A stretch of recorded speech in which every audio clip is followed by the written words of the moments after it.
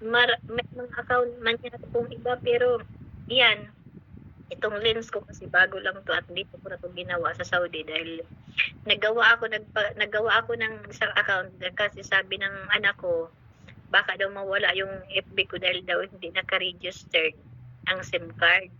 Gumawa ulit ako ng bago, ito yun. Hindi naman naka-registered yata kami dito. O kaya tapos yung iimalin ko talaga, bes, yun talagang dati kong account. Hindi ko na yung ginagamit kasi hindi ko naman pwedeng walain yun dahil andun yung mga agency ko, mga ano ko.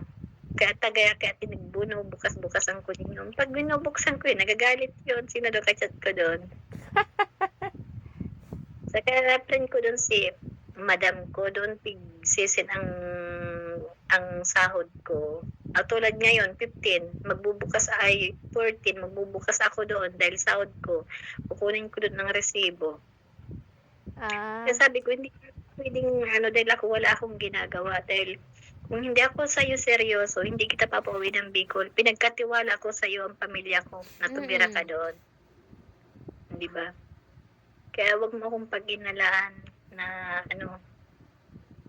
na may jowa or ano yun. Sabi ko, Mayo, wala akong jowa. Isa lang ako mag-jowa. Dahil sabi ko, oras nung nag-aaway tayo, dapat doon na ako naganap kung gugustuhin ko, di ba? Kaya sabi ko, sabi niya sa akin, wala na daw kong tiwala sa kanya. Sabi ko, hindi ka kasi sabi ng totoo.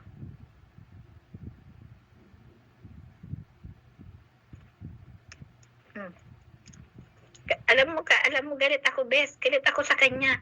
Siya naman hindi galit. Patawa ng patawa. Sino? It's scary me.